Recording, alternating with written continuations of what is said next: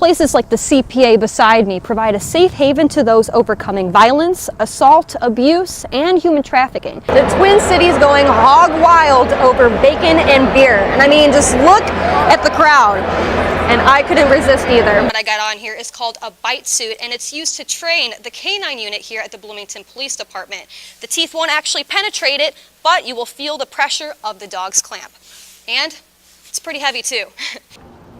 Not sure if you have an old TV such as this one lying around in your house. The Pennsylvania Liquor Control Board looking to make a few extra bucks, but how it may cost you more money the next time you pick up a bottle of wine. On the corner of College Avenue and Beach Street, many sidewalks like this have taken a harsh beating from Illinois' winters.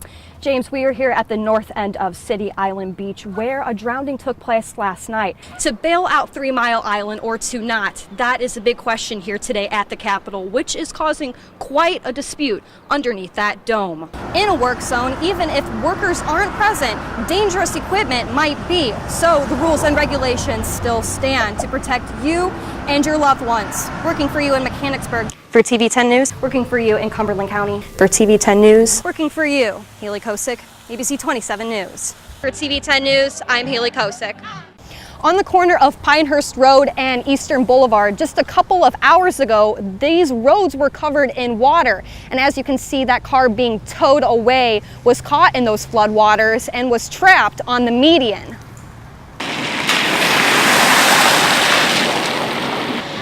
Flash flooding issued, and in a flash, this popular intersection at the peak of rush hour, 3 feet underwater.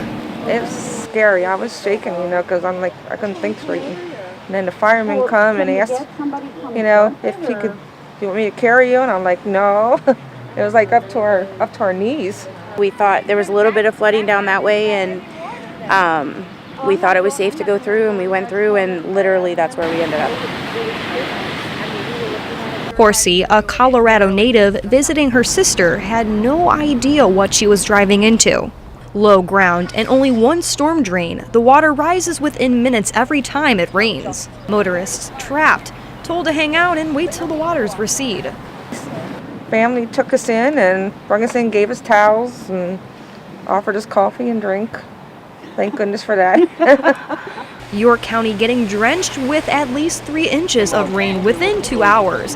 3,500 customers without power. Springettsbury police had Eastern Boulevard blocked off due to the high waters, but those waters have receded now and is accessible to anybody driving on it. Working for you in York County, Haley Kosick, ABC 27 News. Trisha Danya, if Uber, Netflix, and DDing made a baby, you would get a different type of transportation never before on the market. I got to take a first look at what's been shaking up the industry. Let's take a look.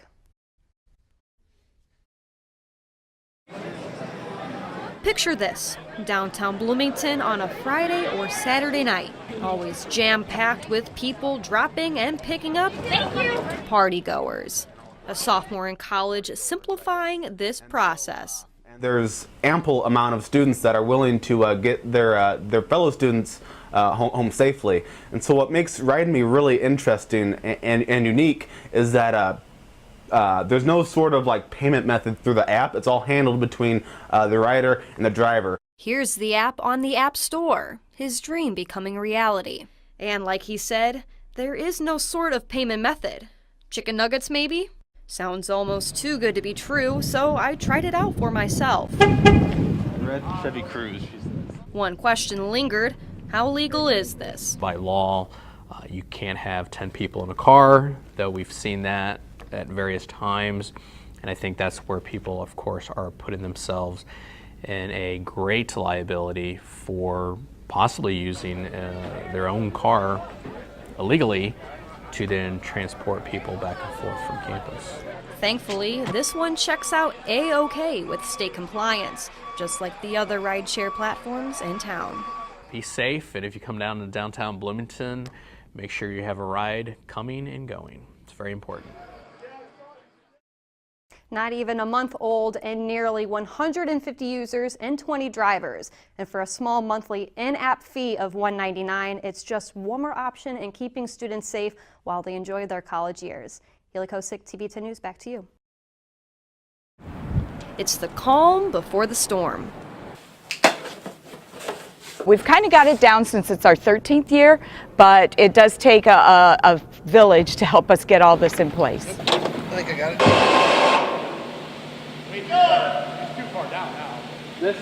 Storm, as in the 2017-18 IHSA competitive cheerleading state finals, for which they're gearing up for.